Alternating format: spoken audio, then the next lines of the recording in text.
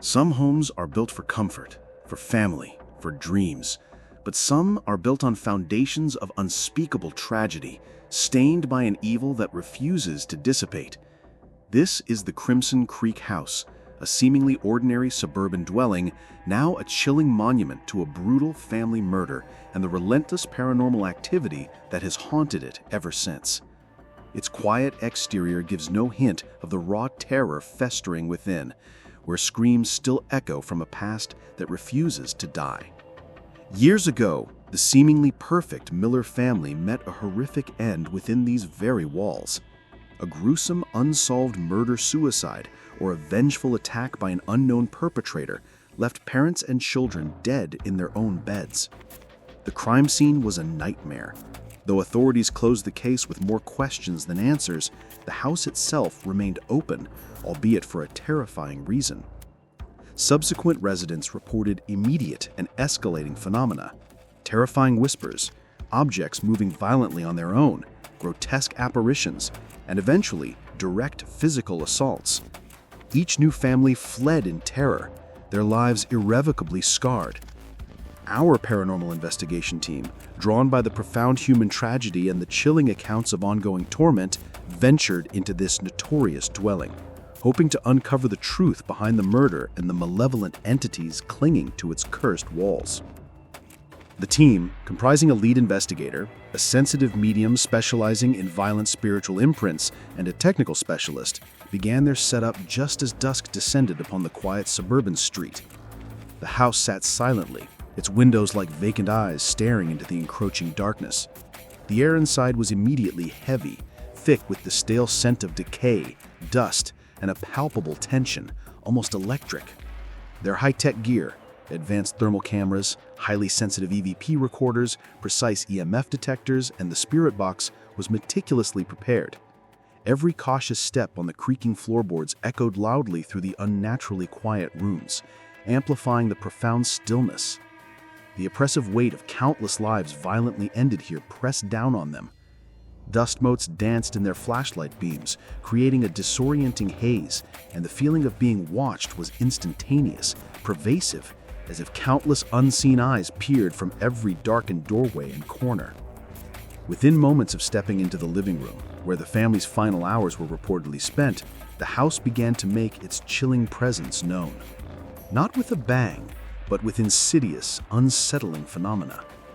Disembodied whispers, faint as a breath, seemed to caress their ears, too indistinct to form clear words, but undeniably present, like dying pleas or malicious taunts. One investigator felt a distinct, sudden cold spot pass directly through them, an icy shock that made them gasp, the temperature dropping several degrees instantly despite the mild evening. Then, a sharp, rhythmic scratching sound began emanating from behind the old fireplace, precise and deliberate, like fingers scraping frantically against stone, slowly growing louder and more insistent before abruptly ceasing, leaving behind a chilling quiet that felt even heavier than before. A child's music box, left on a dusty shelf, began to play a faint, distorted tune, then abruptly stopped. As the team moved deeper into the house, exploring the bedrooms where the victims were found, the activity intensified, becoming more pronounced and alarming. The narrow hallways felt like claustrophobic tunnels into a forgotten hell. EMF detectors began to spike erratically near certain blood-stained areas and old furniture, their lights flashing red, indicating intense, anomalous energy fluctuations that defied natural explanation. In the master bedroom, where the parents supposedly perished, a heavy, ornate mirror, seemingly fixed to the wall, slowly, deliberately began to tilt and then slammed against the wall, creating a dull thud. No discernible breeze or tremor was present. This was a chilling display of unseen, calculated force, a direct interaction with an object meant to reflect reality, now reflecting only terror. The medium, a vital and sensitive part of the team, began to experience profound shifts in emotion, describing overwhelming feelings of terror, desperate confusion, and profound despair emanating from specific rooms. They felt the overwhelming fear of the victims, the echoes of their final moments. In the smallest bedroom, a child's room where tragedy struck the youngest, the spirit box erupted with fragmented voices and garbled sounds. Amid the static, clear, undeniable words emerged, spoken in a terrified, high-pitched voice. "Daddy hurt them," followed by a terrifying guttural scream that seemed to tear through the very air, raw and primal, causing everyone to recoil in horror. It was a scream of pure, unadulterated agony, echoing a moment of brutal violence or hopeless suffering. The medium clutched their head, overwhelmed by the psychic imprint of this devastating event. The peak of the night's terror occurred in the small, cramped laundry room in the basement, a place where mundane life should have unfolded, but where a particularly dark energy seemed to concentrate. The air here was dark, damp, and reeked intensely of mildew, decay, and a faint, acrid smell that hinted at old blood and iron. As the team meticulously set up their specialized equipment, a distinct, heavy, rasping breathing sound began emanating from behind an old washing machine. Not human, but an echoing, labored sound, as if something monstrous was lurking. Then, one of the thermal cameras, designed to detect heat signatures, picked up an undeniable anomaly. A human-sized heat signature, clear and distinct against the freezing cold background, briefly appeared near the washer, standing for a few seconds before dissipating into nothingness. It was an unmistakable apparition, a spectral figure caught on thermal imaging, providing visual confirmation of an unseen presence. Then, without warning, a sudden, powerful push sent one of the investigators stumbling backward violently, losing their footing. Their camera clattered to the ground, still recording the chaotic scene. They cried out in surprise and fear, immediately describing unseen hands grabbing at their legs, a terrifying sensation of being pulled or dragged across the grimy concrete floor.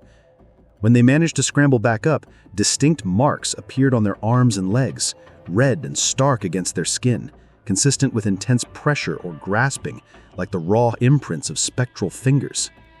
Panic began to set in among the entire team, their professional calm fracturing under the relentless assault.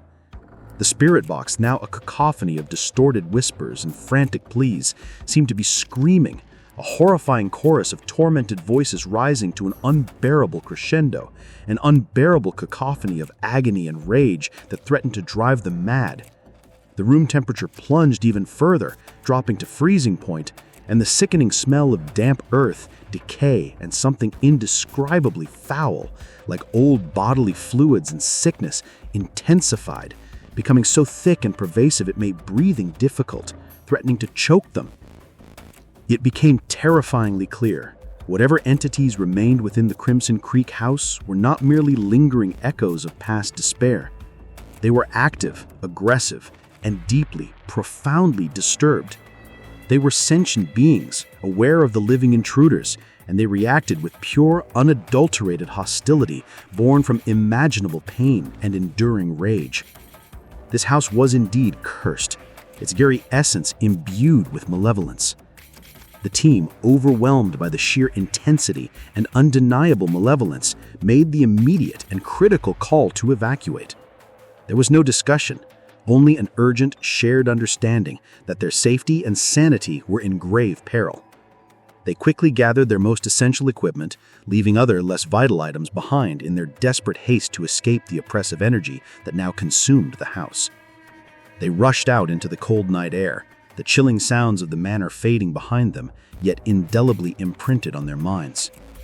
The physical exhaustion was immense, but the psychological toll was even greater, leaving them shaken to their core, with the phantom screams of a lost family still echoing in their ears. The Crimson Creek house stands today, a silent, imposing monument to a dark and brutal past. Its walls still echo with torment. Its secrets are very much alive, clinging to its fixtures and decaying finishes.